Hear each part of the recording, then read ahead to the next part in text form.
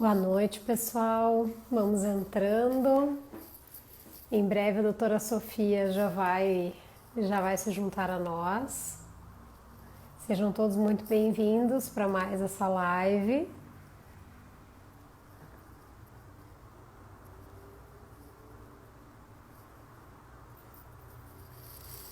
Muito bem, doutora Sofia já nos se juntou a nós. Vou convidar ela aqui.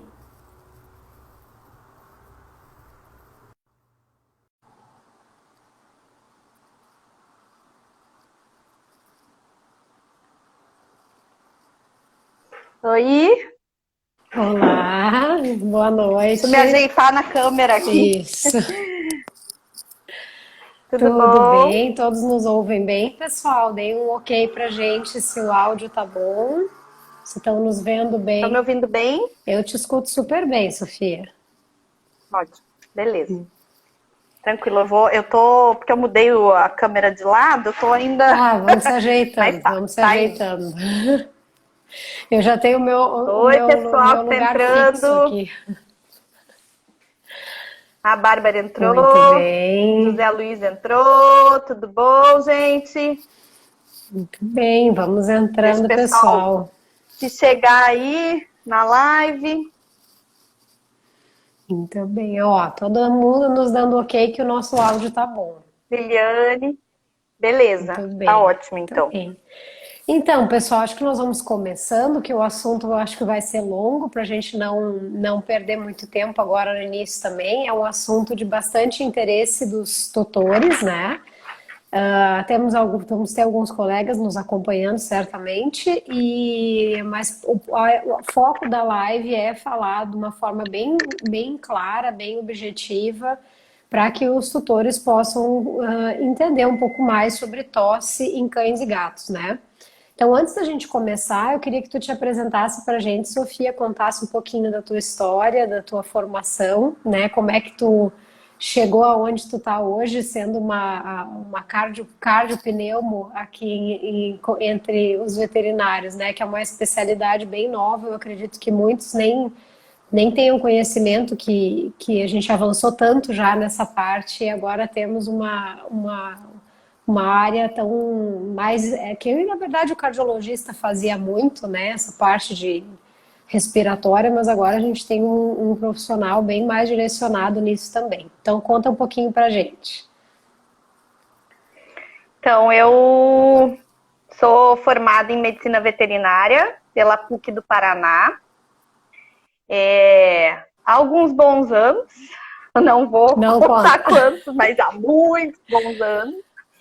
É, e aí, agora faz 8 anos, há 8 anos eu me especializei na cardiologia, que eu já gostava bastante, já estudava bastante a cardiologia, me especializei em cardio, em ecocardiografia também, né, em cardiologia clínica e ecocardiografia, exames de imagem.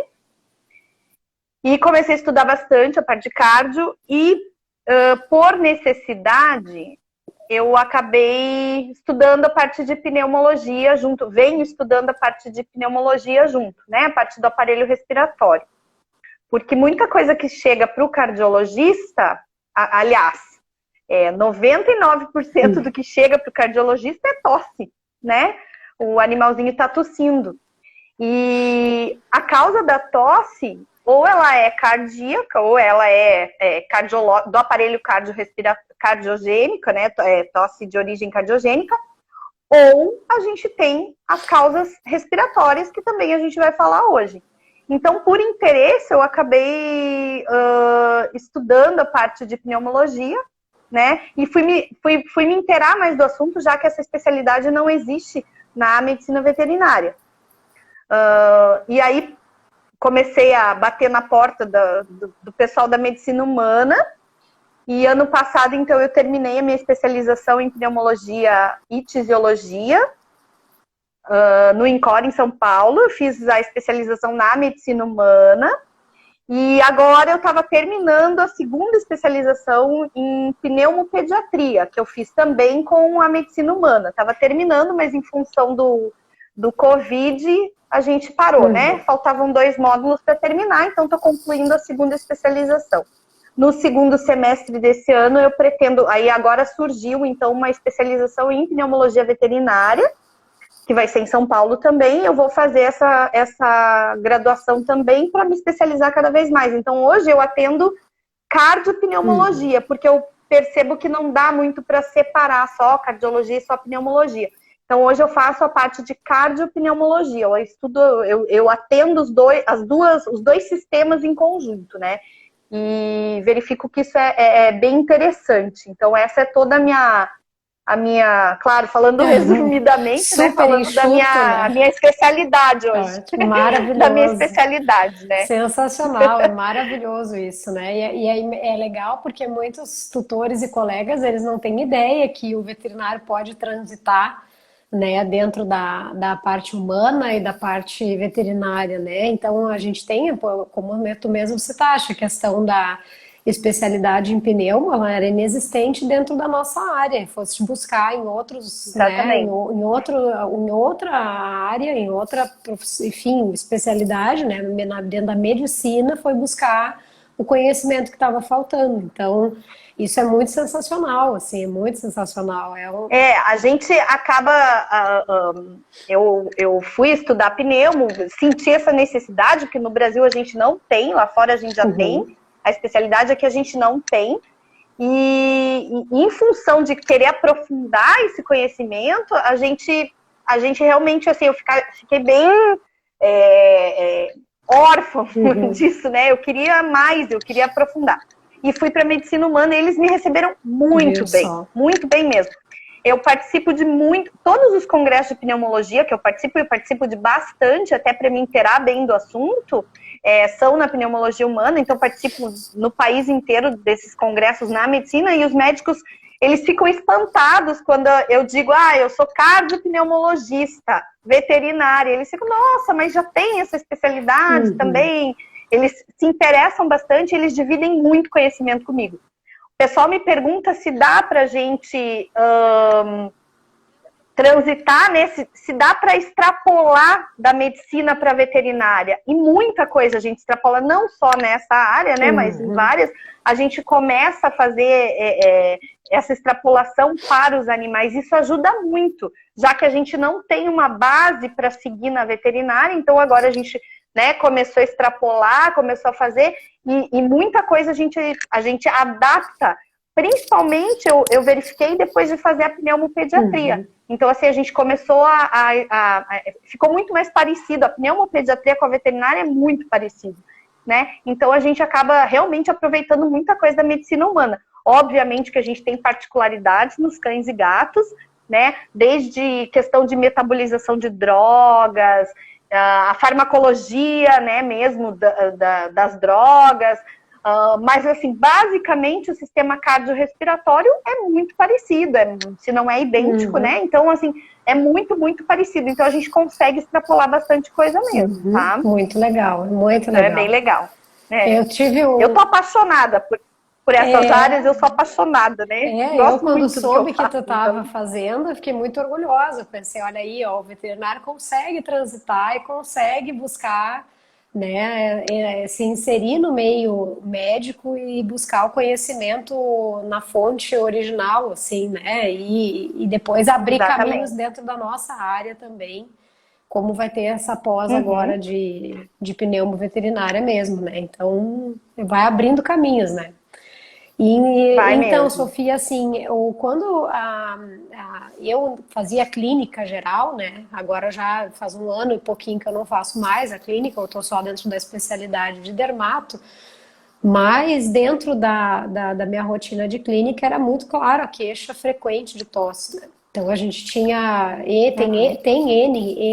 N fatores desencadeantes da tosse, então ela é um sinal clínico, ou para quem não está familiarizado com esse termo, né? Um sintoma, na medicina a gente diz sintoma, para pessoas a gente fala sintoma, para os animais a gente diz sinal clínico, né? Então, ela é um sinal clínico muito comum para cães e gatos, comum a várias doenças diferentes, a vários desencadeantes diferentes, né? E muitas vezes de causas associadas. Então, dentro da biologia, dentro da vida, a gente nunca tem um problema compartimentalizado, né? Então, a gente pode ter um cão que tem problema cardíaco, também tem bronquite, então as coisas se mesclam um pouquinho. Acho que nos cães, além das questões infecciosas, que agora a gente está entrando numa época mais propensa para isso, que é a traqueobronquite canina ou tosse dos canis, né, que é o nome comum. Além dessa questão infecto-contagiosa, a gente tem colapso de traqueia, problemas cardíacos, tem a própria bronquite. Acho que nos gatos a mais comum de todas é a asma, né? Felina, que para quem não sabe, gatinhos têm asma, bastante asma também. Eu, como trabalho com a parte de dermato e alergia, tem muito paciente que concomitantemente a problema de pele tem asma também, né? Então a coisa está sempre mesclada, né? Não adianta. Então, eu queria que se tu pudesse falar um pouquinho para a gente sobre esses quadros principais, que tu domina muito melhor do que eu, e acho que, né, pode enriquecer muito as informações para as pessoas, o que é essas coisas, que doenças são essas, tosse é tudo igual, né? Dá para saber pelo tipo de tosse, qual é que é o problema do cachorro, tem exames que podem ser feitos, qual que é o problema do gato, que ele está tossindo, até gato não tosse tanto quanto um cão, né? O cão tosse muito mais que o gato, mas se tu pode discorrer um pouquinho para nós sobre essas causas comuns, né? E que exames que se pode fazer, que exames que se deve fazer, né? Para correto diagnóstico desses problemas. A tosse é um tema muito vasto, muito extenso, né? Eu gosto de falar sobre tosse no geral mesmo, assim. A tosse, para tu ter uma ideia, Vanessa, a tosse na medicina humana, ela é a maior causa de procura por atendimento médico. A maior causa é tosse, independente da origem. Agora, em tempos de Covid, a gente está dando até mais importância para a tosse. Em cães e gatos, eu acredito que não seja muito diferente essa importância, né? Apesar da tosse, a tosse ela é um mecanismo de defesa do organismo. Ela é um sintoma, mas ela é um mecanismo de defesa. É para eliminar muco, é para eliminar detritos, mas ela é um sinal de mecanismo de defesa. Mas assim, quando ela começa a ficar frequente, isso passa a ser uma preocupação, né? Ela é um problema comum, como a gente falou, bem comum. Ela causa ansiedade nos tutores, causa ansiedade nos pets, né? Porque o ciclo de tosse causa esse tipo de ansiedade. A gente acaba enfrentando alguns problemas, porque existe um excesso de diagnósticos, porque às vezes passa por vários colegas, ou mesmo o tutor já ouviu que o cachorro do vizinho, que o gato do vizinho foi tratado, estava tossindo um pouquinho, deu a mesma coisa. Com o excesso de diagnósticos, a gente também tem um outro problema com a tosse, que é o excesso de medicamentos que já são utilizados nesses animais. Principalmente antibióticos. É muito comum a gente receber pacientes que já passaram tomando 4, 5, 6 antibióticos sem ter um diagnóstico definitivo. Então, a tosse, ela realmente é um problema bem complexo. Por mais simples que seja o mecanismo da tosse, ela acaba ficando um problema complexo de diagnóstico, de tratamento, porque causa todos esses transtornos. O que eu costumo escutar do tutor em consultório? Essa tosse não me deixa dormir. Né? E acaba abalando. Eu já atendi paciente que o tutor realmente teve problemas psicológicos e problemas físicos de cansaço por causa de tosse, porque vinha tossindo há muito tempo e esse animal estava fazendo vários tratamentos e o tutor não conseguia dormir. Ele falava assim, eu tenho que trabalhar, no outro dia eu não consigo dormir. Né? É uma tosse infernal, como eles dizem, é uma tosse que não me deixa dormir. Então, assim, a gente tem realmente que dar uma atenção para este problema como um todo. Como tu citaste, a gente tem algumas causas de tosse, né? Então, como eu falei no início, os dois grandes grupos causadores, né? Causadores que não, assim, vamos dizer que a tosse acontece em dois grandes grupos. Nos animais que têm cardiopatias, realmente, então pode ser por problemas cardiovasculares, tá? Ou por problemas respiratórios.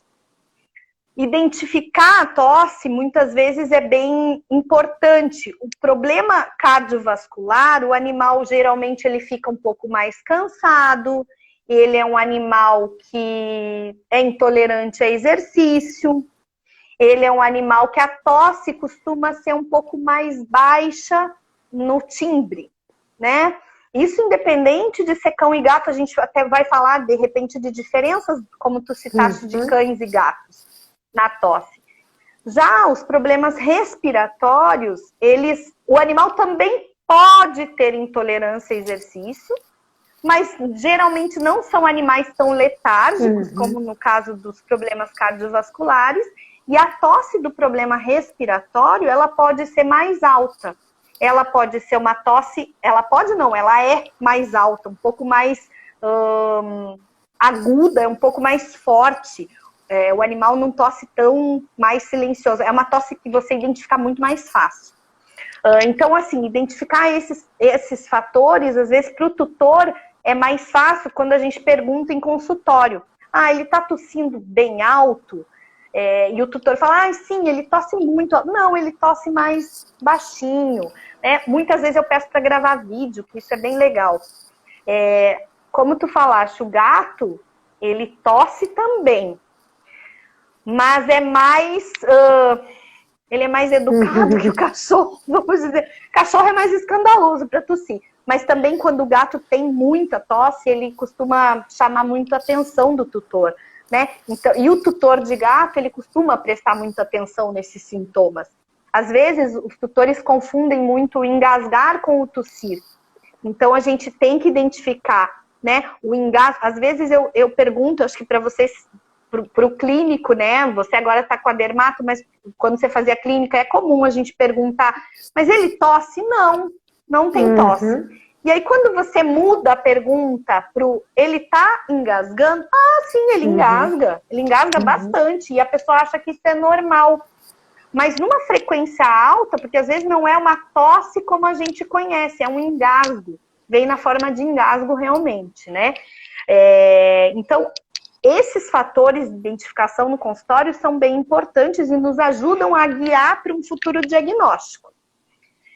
Bom, falando dos problemas que tu citaste,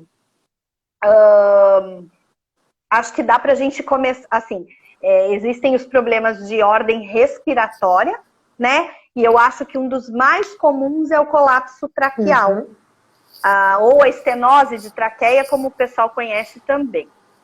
Tem algumas raças que são bem predispostas e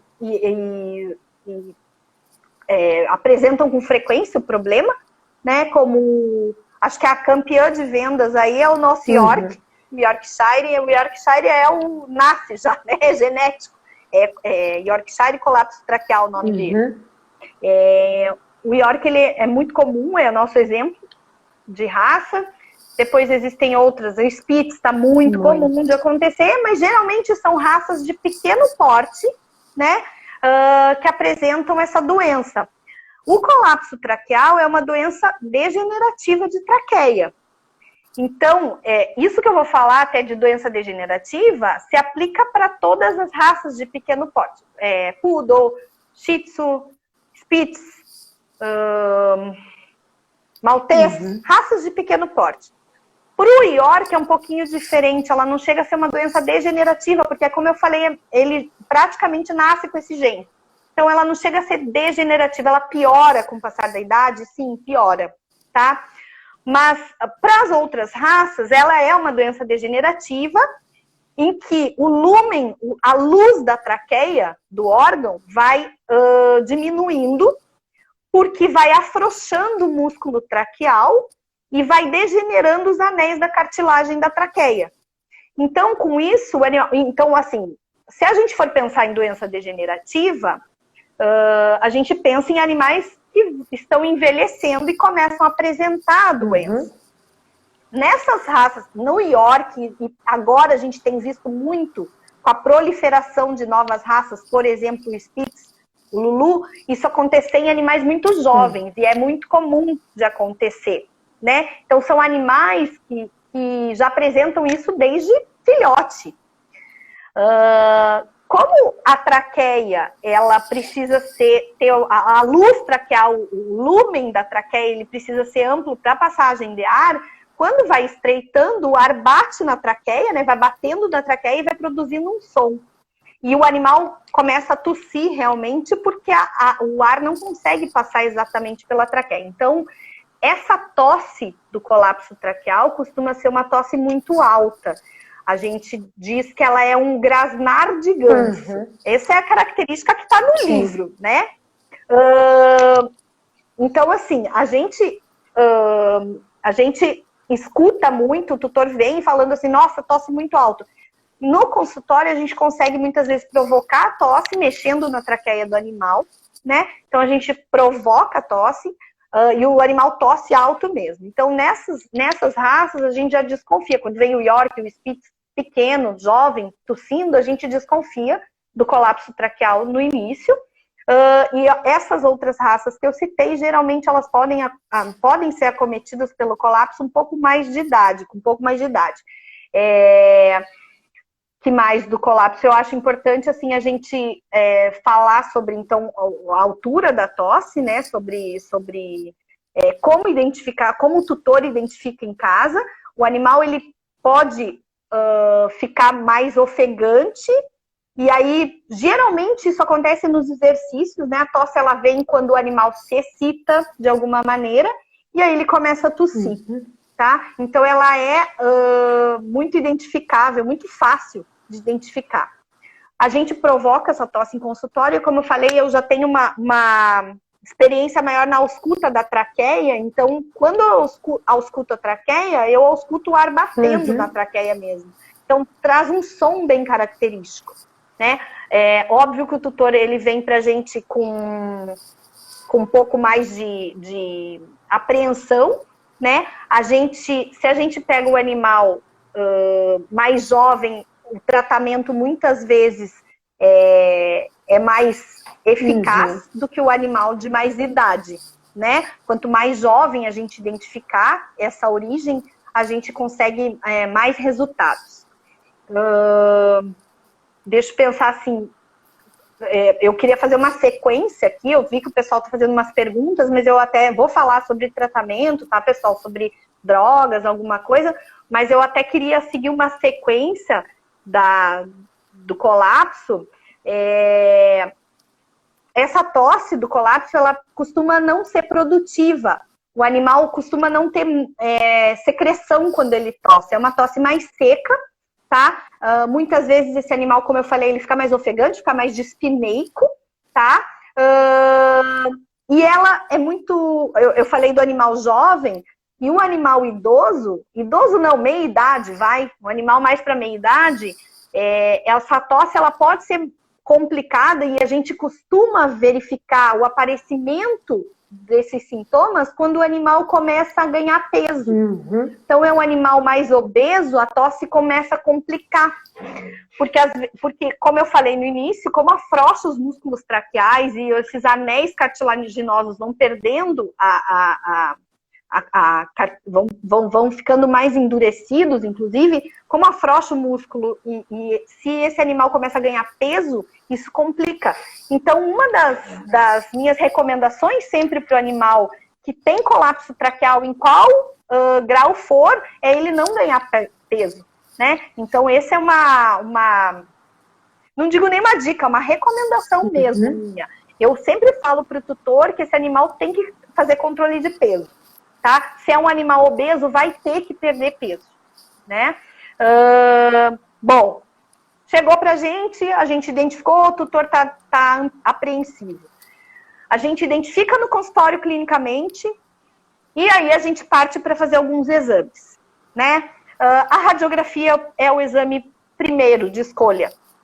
a radiografia que pode ser feita de tórax todo, geralmente a gente faz, e os radiologistas já estão acostumados a fazer uma radiografia específica, em que eles fazem uma compressão da traqueia, ou com a própria mão, ou com algum objeto, que eles comprimem a traqueia durante o exame, e a gente consegue, na radiografia, identificar esse lúmen traqueal diminuído. E por ali, a gente consegue classificar esse grau de estenose traqueal. O quanto diminui do lúmen, mais de 50%, menos de 50%, a gente consegue classificar o grau da estenose. E a gente vai ver por que isso é importante, né? O exame de escolha, não é de escolha, o exame, na verdade, o exame que vai bater o martelo, que vai dizer assim, é uma estenose traqueal, é um colapso de traqueia, é a endoscopia respiratória, né?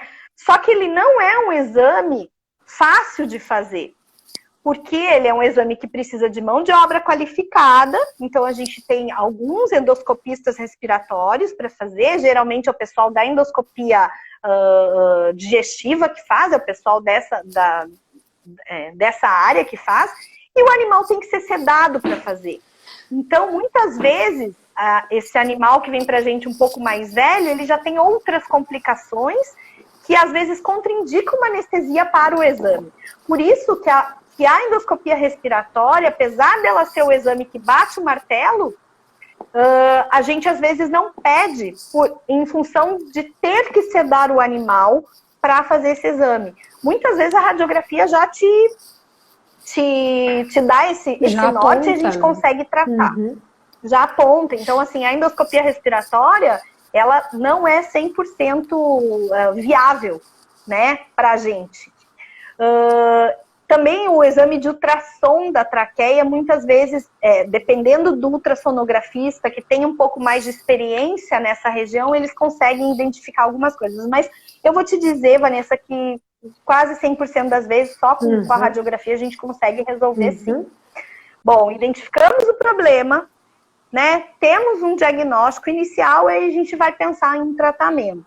Eu costumo atender alguns tutores que têm vindo para mim já com a questão da cirurgia. Mas a gente, antes de chegar na questão da cirurgia, eu gosto de dizer que hoje a gente tem vários recursos para tentar tratar um colapso traqueal, né? A gente tem muitas medicações que nos ajudam nesse sentido. Como a gente tem um afrouxamento da traqueia ali, como eu falei, dos anéis cartilaginosos, a gente costuma tratar com alguns medicamentos que vão reforçar essa região. Então, a condroitina, a gente tem outros medicamentos que fazem esse papel de reforço na cartilagem. Eles não são 100% eficazes em alguns casos, né? Mas a gente consegue, muitas vezes, ter uma melhora clínica do paciente. Então, antes de chegar na cirurgia, eu gosto muito, realmente, de ir para essa área do tratamento medicamentoso. Obviamente, se esse paciente chega para a gente, quando o sinal é clínico, né, 50%, até 50% do lúmen traqueal, como eu falei, na radiografia identificado, até 50%, e os sinais clínicos são leves, a gente consegue tratar só com a condroitina, muitas vezes, né? Eu consigo fazer eu consigo fazer um manejo ambiental também desse paciente, porque a gente tem muitos fatores desencadeantes do colapso, né? Então, assim, até o uso de peiteira é melhor do que da coleira, porque tudo que pressionar a traqueia desse animal vai provocar uma compressão. Então, numa traqueia que já tem o lúmen diminuído, pode piorar. Fatores alérgicos ambientais. E, é claro, identificar qualquer outra patologia que possa sobrecarregar o sistema respiratório, alguma doença pulmonar concomitante, uma doença endócrina, que é muito importante. Então, assim, tudo isso a gente conversa com o tutor para que ele tenha consciência de que é uma doença que pode piorar com o passar do tempo, né? Então, assim, a gente vai rever a dieta desse animal, se ele é um animal obeso. Então, esse é o primeiro, acho que, primeira conversa que a gente costuma ter com o tutor. Bom, aí recebemos um paciente um pouco mais grave,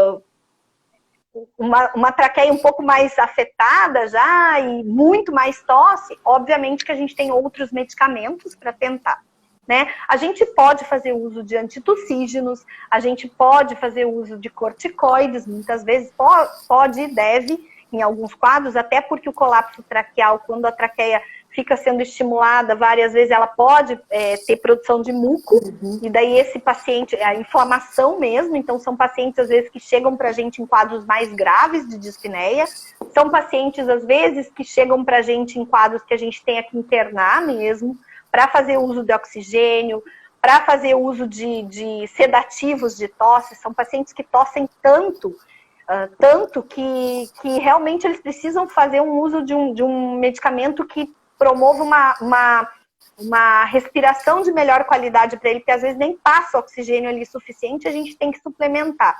Então, esses pacientes, a gente faz uso de todos os medicamentos, quando eles chegam para a gente em emergência, muitas vezes a gente estabiliza o quadro desse paciente, e daí para casa a gente manda alguns medicamentos, obviamente, como eu falei, antitussígenos, muitas vezes antibióticos, se tiver muco, se a gente achar que tem uma proliferação bacteriana. Alguns casos a gente usa broncodilatadores, corticoides, então a gente faz uso de uma gama de medicamentos. É interessante o que eu estou falando, Sofia, eu me recordei, porque eu trabalhei muito tempo na internação do hospital Pet Support, né? Quem não sabe ainda, né? Eu fiz clínica geral e internação, e fui chefe da internação até março do ano passado. Então, tu foi falando isso da emergência, é uma realidade para nós ali no hospital, a questão de urgência e emergência, né? É o que a gente, como a gente é uma estrutura 24 horas, a gente atende muito. Então, chegava muito cãozinho com colapso, que às vezes o tutor não sabia que tinha o colapso propriamente dito, a gente acabava fazendo o diagnóstico na emergência, o que é muito ruim, porque o animalzinho chega muito debilitado. E sempre estava, normalmente a crise ao ponto de precisar hospitalizar estava sempre associada com alguma coisa. Ou foi um banho no pet shop com muito calor, naqueles nossos dias horríveis de calor, então já está muito quente, está sobrecarregando o sistema respiratório, ele ainda vai para o banho, é um cachorrinho um pouco mais ansioso, se estressa no banho, como tem muitos que são mais nervosos e aí ficam mais ansiosos. E aquilo vai gerando um looping de ansiedade e começa a aumentar a frequência respiratória, começa a tossir, e aquilo vai virando uma bola de neve.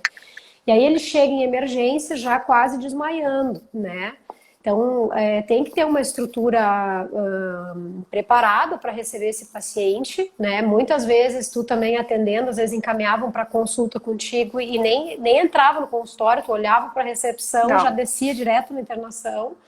Muitas vezes esse paciente precisa entubar, né? Então, além de a gente sempre tenta sedar, tranquilizar para ver se ele desliga um pouquinho, começa a melhorar o padrão respiratório, mas às vezes tinha que entubar, de tão grave que é, né? Então, tu que foi falando, assim, eu fui me lembrando dessas cenas, assim, e em muitos casos a gente conseguia estubar tranquilo, ficava mais alguns dias internado, desinflamando um pouquinho, e conseguia ir para casa bem, né, com condições, e tudo muito desencadeado, né, por um evento, assim, digamos, essa coisa aguda. Por um evento, tá exatamente. Relacionada com exatamente. Até porque, assim, dos fatores que eu falei, os fatores alérgicos, obesidade, que pode complicar. Tu falou um agora que eu nem me lembro se eu tinha citado, que é o calor, né? O calor em excesso, e o animal fica mais ofegante, o animal fica mais... Aí gera aquela ansiedade que a gente falou no início. É um ciclo de ansiedade, daí ele tosse mais, daí ele fica mais ofegante, aí ele tosse mais, é um ciclo. Então, assim, esses pacientes, como tu falaste, são graves. E o que eu percebo, aí tu falou em intubar e extubar. E daí, lembrando do início que eu falei da medicina humana, o colapso traqueal, a estenose de traqueia é um pouco diferente na medicina humana. Porque, assim, na medicina veterinária, a gente tem essa doença como congênita, né? Geralmente, como congênita e como uma doença degenerativa dos cachorros de mais idade, E na medicina humana a gente não tem isso. Na medicina humana, as crianças, principalmente, que fazem estenose traqueal e as pessoas que fazem estenose traqueal, a não ser por motivos de massas em volta de traqueia, de neoplasias mesmo, tá? Que daí é um outro tipo de estenose que a gente também pode ter na veterinária, mas os humanos que fazem a estenose traqueal, eles fazem como consequência de uma intubação. Uhum. São pessoas que foram entubadas por algum motivo, tá? Por doença neuromuscular, por distrofias, né, neuromusculares, por acidente, porque tiveram que ficar entubadas um bom tempo. Quando são extubadas, a traqueia vai reagir e vai fechar. Então, caso o tratamento, a consequência é completamente diferente que na veterinária. Então, essa é uma doença, por exemplo, que a gente não tem uma ligação na medicina, né? Então, esses pacientes nossos que chegam em emergência, e muitas vezes, como tu falaste, o tutor nunca identificou, uma tossezinha, mas era um engasguinho, mas nada que chamasse atenção ou que ele realmente que interferisse com a qualidade de vida desse animal, às vezes chega pra gente em emergência, episódio único, né? Então, assim, este paciente, a gente vai ter que realmente, depois de estabilizar, verificar qual é a gravidade e qual vai ser o paciente que a gente vai tratar em casa, somente com medicamentos, ou o paciente que vai ser indicação para cirurgia. Existe a cirurgia de estenose traqueal, a gente tem, são poucos profissionais, pouquíssimos, acho que aqui em Porto Alegre temos uma profissional que faz, até porque tem que ser uma técnica muito apurada, porque dependendo da técnica que se usa, o animal acaba fazendo uma refratariedade ao tratamento, então ela é de difícil execução, então não é qualquer um que faz. E esse paciente, para ser encaminhado para uma cirurgia, ele tem que passar por uma triagem muito bem feita. Não é qualquer paciente que pode passar pelo procedimento cirúrgico. Geralmente é o paciente que tem sinais clínicos mais graves, que está interferindo com a qualidade de vida. Os animais mais jovens, a gente costuma encaminhar, podem ter um melhor aproveitamento da cirurgia. E os animais refratários a tratamento, animais que já vêm sendo tratados e que não apresentam uma boa melhora com a parte medicamentosa clínica mesmo, né? Então, esses pacientes a gente pode encaminhar para a cirurgia, tá? Eu acho que de colapso a gente falou bem. Eu não sei, vai controlando meu tempo, você deixar eu falar aqui. Eu deixei porque esse assunto é muito legal. A gente tem ainda uns 15, 20 minutos no máximo. O Instagram. O que já? O Instagram me corta. Mentira, vamos fazer outra. Vamos fazer outra live. O Instagram vai cortar. Eu adoro falar disso. Pois é, não, por isso que eu acho que dá pra gente dar uma. Vai me cortando. Eu acho que eu vou falando. Umas perguntas que apareceram aqui, Sofia, claro que o colapso é muito comum, gente, e é um problema comum a muitas raças e muitos animais jovens e velhos, então é um assunto que aflige muito, assim, é a causa, acho que mais comum de tosse. Se a gente fizer um levantamento, eu nem sei se esses dados são, nunca parei para olhar esses dados, mas é muito comum, né? A questão de colapso de traqueia. Muito comum. Então, como a gente tem aí... como eu falei, afeta jovens e idosos, né? Então, é muito comum. Como a gente tem aí uns 15 minutos, e depois eu queria... Claro, se vocês tiverem dúvidas mais específicas, vão mandando que eu estou prestando atenção e a gente vai tentar responder depois, mas... Eu acho que seria legal que apareceram algumas perguntas aí, Sofia, sobre a bronquite e asma, né? Então, acho que isso dentro da tua área, não querendo desmerecer a parte cardiológica, mas a gente tem, acho que dentro da pneumo, que a gente pode abordar mais agora nesses minutos, é a bronquite e a asma, né? Não sei se tu consegue... nos dá um panorama que nem tu fez do colapso. A bronquite, ela o pessoal fala muito assim, bronquite é a mesma coisa que asma, né? A definição, apesar da sintomatologia ser muito parecida, a bronquite, ela é uma inflamação crônica de brônquio, né? Já a asma, ela é uma reação de hipersensibilidade. ela é muito aguda. Como tu falou no início, a asma é muito comum em felino, né? E felinos jovens geralmente costumam ter, apesar de não estar descartado a asma felina no idoso, né? Mas a asma é muito comum de felinos mais jovens. E a bronquite a gente costuma ver muito comumente em cães, né? Por inflamação de brônquios mesmo, e isso cronifica mesmo, isso é a bronquite crônica. Então a gente costuma ter muito em pacientes de mais idade. Então por isso que é muito comum. A asma é mais no paciente felino jovem e a bronquite fica mais para os cães de mais idade. Não é impossível a gente ter um diagnóstico de asma de um paciente, de um cão, por exemplo. O cachorro quase não é asma, é mais bronquite mesmo que ele apresenta. Mas não é impossível a gente ter o diagnóstico de asma em qualquer fase da vida. De um animal mais idoso também, né? Porque como ela é uma reação de hipersensibilidade, pode ser desencadeada por fator alérgico mesmo. E aí depende então, também assim, da intensidade da alergia, né? Então, eu já atendi pacientes com asma com 1 ano e meio, gatinho com 1 ano e meio, super ruim. E já atendi gato de 7 anos de idade, que era um asmático leve, digamos, mediano, e aí foi dar crise bem mais adiante, né? Foi dar uma queixa de investigação, ir atrás, porque começou a respirar de boquinha aberta e tal, mas já era um paciente certamente asmático há mais tempo, mas era um quadro mais leve.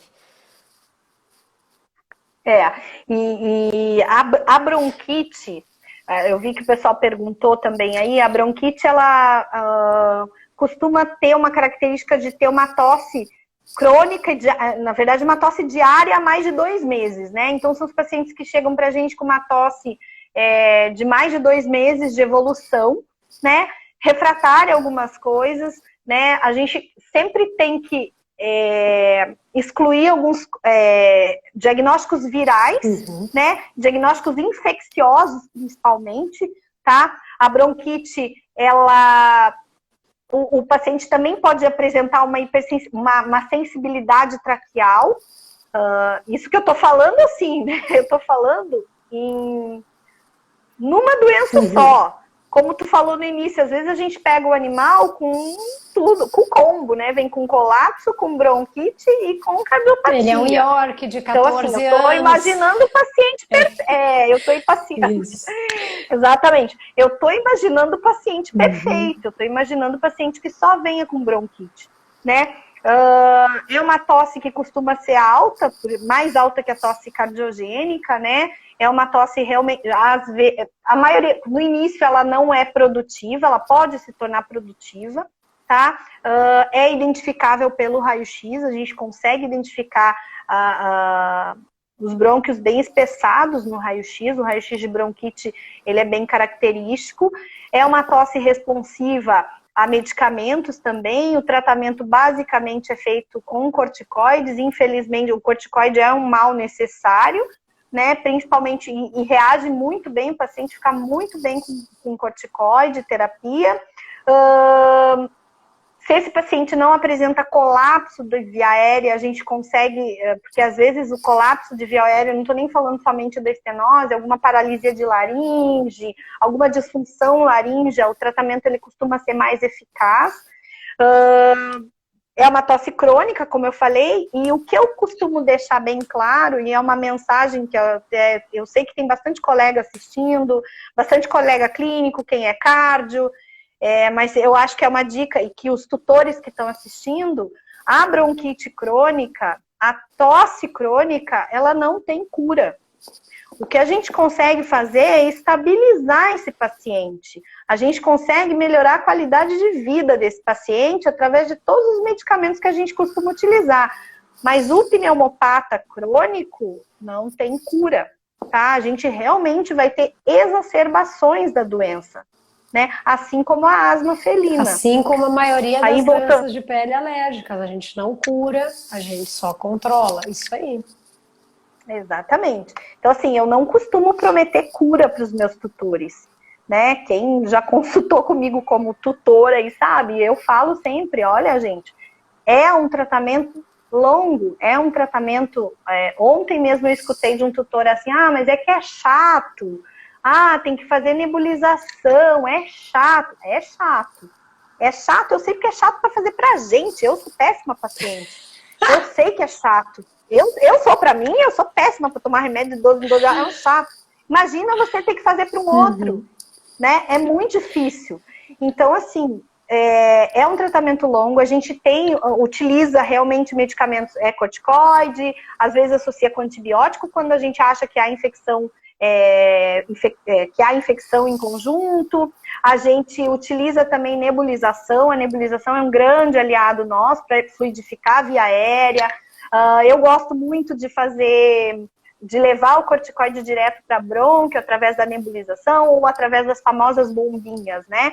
E aí a gente entra no quadro das bombinhas, que tem o corticoide e o broncodilatador, né? E melhora muito a qualidade de vida do paciente. Mas o aliado nosso no tratamento é o tutor. O tutor, ele realmente tem que comprar essa ideia com a gente. Porque se ele não acreditar na gente, a gente não vai conseguir. Daí ele vai pular para outro colega, e daí ele vai em outro colega que vai também reforçar a ideia e o tutor não está. Então, assim, a gente realmente tem que explicar tudo isso para o tutor e dar a maior quantidade de ferramentas para ele poder decidir e poder estar com a gente no tratamento, né? Ele é o parceirão do tratamento, né? A família tem que engajar muito. Tem que engajar muito, porque às vezes, por exemplo, o paciente que tem um problema respiratório, né, que tem a bronquite ou que ele é asmático e ele demanda da nebulização, das bombinhas, ele não pode ficar sem fazer. Não pode ficar sem fazer, porque ele entra em crise de novo. Facilitar um pouquinho, ele vai entrar em crise. Que é a famosa, que é a exacerbação. Né? A gente tem que fazer a manutenção desse paciente, né? E é ele que vai fazer isso em casa, a gente não tá junto. Então, assim, a gente costuma tirar das crises esse paciente, melhorar o quadro geral, e para isso, né, a gente estava falando sobre exames, a gente tem exames, acho que, importantes no diagnóstico, a gente tem ferramentas importantes no diagnóstico para ter até a percepção do quanto esse paciente está melhorando, quanto a terapia está adiantando. Obviamente, a ausculta é o nosso melhor aliado na parte clínica, né? Às vezes a ausculta às vezes não, 100% a ausculta te traduz muita coisa, né? E aí a gente vai partir para a questão das radiografias, de manutenção, e vai verificar outros exames. Existem outros exames? Existem. Tomografia, que também não é muito viável. Despenquei aqui. Despenquei, tá tudo bem. Tudo bem? Tá ótimo? Já acordamos. Tudo ótimo. Pessoal. Caiu o meu negocinho, vou ficar segurando aqui o telefone. Coisas do ao vivo, né, pessoal? A gente você vai se adaptando. Tá ótimo. A Ludmilla não caiu na piscina? Então, por que teu... Caiu o telefone, tá não ótimo. Não é? Sofia, a gente então, tem assim, ainda eu acho... uns 5, 8 minutos, tá? Ai, passou muito rápido, gente. Tá, vamos falar aqui, tosse cardíaca também é um problema, tá, pessoal? Cardiopatia causa tosse, como eu falei no início. Você quer que eu responda algumas perguntas então, aí, né? Uma pergunta aqui, que é bem com a bronquite que tu falou, que acho que está relacionada, a Mila Chamorro perguntou, cão que tosse normalmente à noite, tem alguma ligação? Se dá para ter alguma ideia, né, da tosse noturna, se é mais relacionada à bronquite ou a outro problema? Antigamente a gente até falava que a tosse noturna era sinal de cardiopatia. Não vejo essa relação mais hoje, tá? Pode ser por bronquite, às vezes diminui a temperatura, à noite a gente tem, aqui em Porto Alegre principalmente, a gente tem aquele calorão de dia, à noite tá frio, né? Esfria, o paciente faz tem uma inflamação brônquica, piora, né, com a temperatura mais baixa, assim como a gente falou do calor no colapso, então a bronquite piora faz uma broncoconstrição mesmo, isso piora muito o quadro, então são pacientes que podem tossir mais à noite. Outra coisa, às vezes o tutor só está em casa à noite. Ele só percebe essa tosse à noite. Então, assim, ele percebe à noite porque daí, como eu falei, tá tudo em silêncio, ele vai dormir e daí ele percebe esse paciente tossindo. Então, hoje eu não costumo mais classificar essa tosse por dia ou noite, porque a gente não tem muita definição. Antigamente a gente achava que era mais pela cardiopatia mesmo. A tosse noturna é da cardiopatia. O paciente está deitado, é posicional por causa do coração. Isso até pode acontecer. Eu costumo perguntar se esse paciente, quando ele levanta, ele tosse. Mas, assim, eu costumo relacionar, quando eu estou desconfiada da bronquite, eu costumo relacionar com a questão da temperatura. Então, à noite, como esfria mais, esse paciente pode tossir mais realmente também, tá?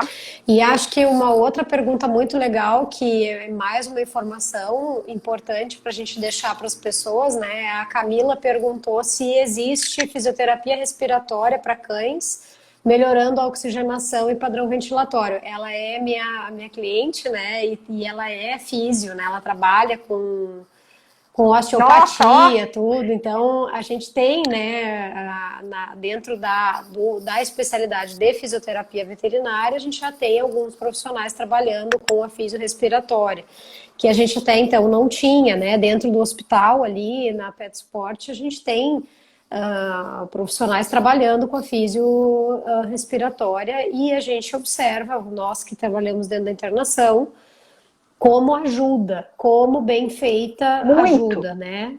Muito. Até porque na medicina humana a gente tem, né? E a gente começou a extrapolar para a veterinária.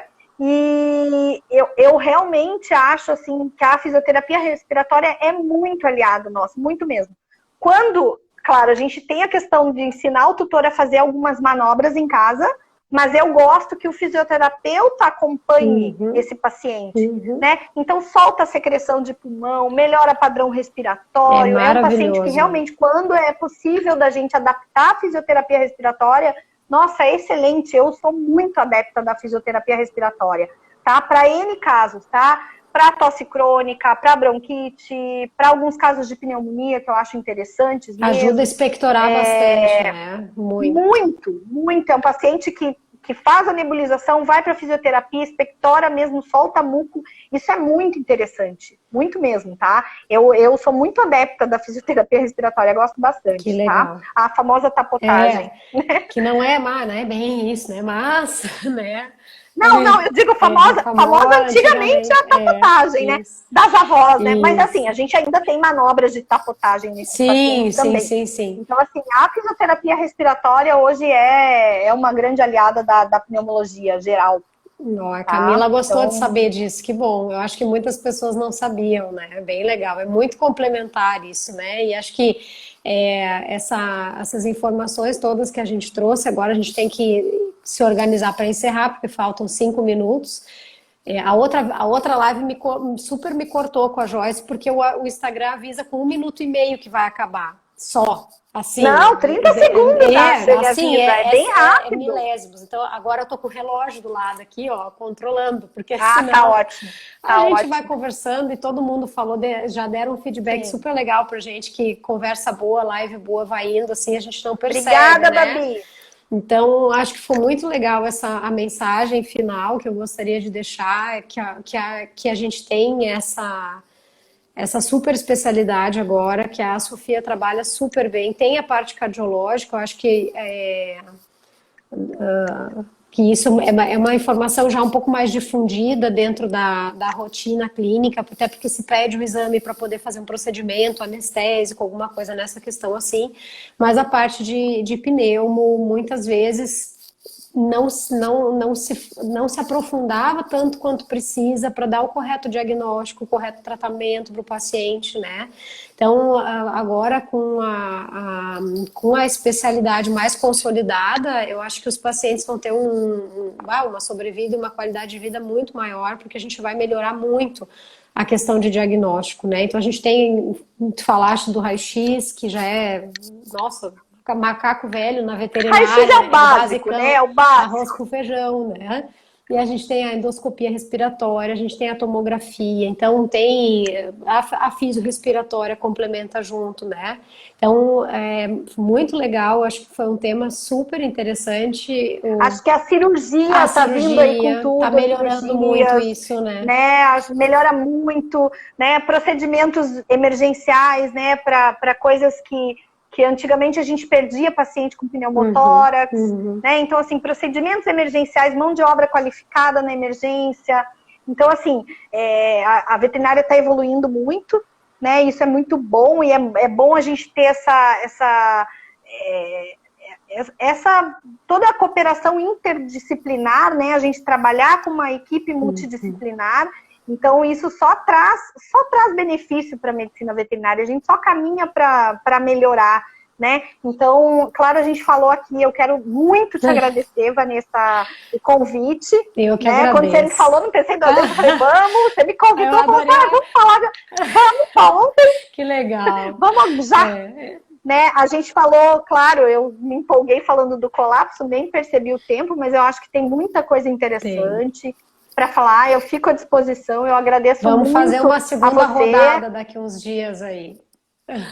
A você, ao Hospital Pet Support, que me convidou, né, que a gente trabalha lá, então que o pessoal estava super apoiando a nossa live aí. Adorei a participação, obrigado pelos elogios e fico à disposição sempre. Muito obrigada. Né? Acho que é uma live mais descontraída para falar com tutores também. Para todo mundo, mas para todo mundo muito, entender, muito, né? Acho que o pessoal os nossos colegas também aproveitaram alguma coisa aí. Claro que sim. Muito obrigada por ter aceitado o convite, Sofia, né? Acho que foi muito, muito legal. Tu tem uma didática maravilhosa, eu nunca tinha te ouvido falar assim, claro, já tinha me dado 500 explicações quando a gente precisa, quando a gente discutia os casos internados lá no hospital, né? Mas tu tem uma didática maravilhosa, todo mundo elogiou aqui, então foi muito legal. Muito obrigada pelo teu tempo. Que bom, pessoal. E vamos fazer outras. É fácil falar.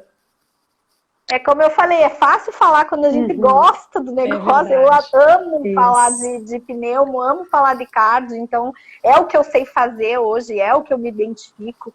Então, assim, eu realmente gosto muito. Hoje mesmo eu estava na internação do hospital e 2 casos graves, assim, aí eu comecei a discutir com o pessoal e comecei, não, vamos fazer assim, porque se a gente fizer assado, comecei a explicar. E daí a gente fez, os pacientes deram uma estabilizada, aquilo melhorou. Hoje eu saí de lá tão feliz, porque assim, ontem eu estava com alguns casos bem complexos e que estão refratários a tratamentos, eu estava chateada no final do dia. Hoje eu saí tão feliz, pensando assim, puxa vida, o conhecimento nosso, a gente vai ajudando, vai estabilizando, e isso me deixa muito, muito bem. Que legal. Muito feliz mesmo. E essa obrigada, a multidisciplinaridade que a gente tem ali no hospital, né? A gente tem a internação funcionando, voando, assim, o hospital de ponta, com todos os recursos que tem os especialistas que dão todo o suporte para a internação, para os clínicos que estão ali, tem o setor de fisioterapia, tem a imagem ali ajudando, né? Então, a gente tem o eco torácico, o ultrassom torácico também, né? Que a gente não citou muito, mas... Não citou muito, exatamente. A gente também tem o ultrassom... Tá evoluindo muito. Que dá uma precisão, a gente pode... Nossa, hoje a gente tem lavado traqueal também, que a gente não falou, mas é que senão começa a ficar muito densa a coisa e a gente não abrange um pouquinho de cada coisa, né? Mas daria para dar uma mas não dá para esquecer que a gente tem as doutoras que fazem o lavado traqueal, a gente tem a doutora Carla que faz a broncoscopia, né? Então, assim, a gente já tem avanços nessa parte respiratória que nos ajudam muito no diagnóstico e tratamento desses pacientes. Muito legal, muito legal. Não, é ótimo, assim, e acho que isso reflete muito como é na medicina humana, né? É uma equipe multidisciplinar cuidando do paciente, não é um veterinário que cuida, é uma equipe. E isso vem só a dar mais qualidade e medicina de precisão, né? Até porque o nosso objetivo sempre é melhorar a qualidade de vida desse paciente. Então, assim, a gente tem um bem comum que é cuidar do amor de alguém, que é o nosso lema lá, né? O nosso lema é cuidar do amor de alguém. Então, assim, se a gente deixar esse paciente bem, então, uma cabeça pensando sozinha é mais complicado. A gente pensa em conjunto, a gente discute, a gente aprende um com o outro, né? Sempre aprende. É maravilhoso. Então... deixa eu mandar um beijo pro meu filho, que me mandou beijo aí. Então, tá meu bem. Filhão. Vamos encerrar. Então, nós temos 30 segundos agora, ele começou a avisar, ó. Um beijo, pessoal. Obrigada muito mesmo, obrigada pela participação de todos. Uma boa noite. Obrigada mais uma vez, Sofia. Boa noite. Imagina, eu que agradeço, gente. Valeu, boa noite. Boa noite. Tchau. Tchau.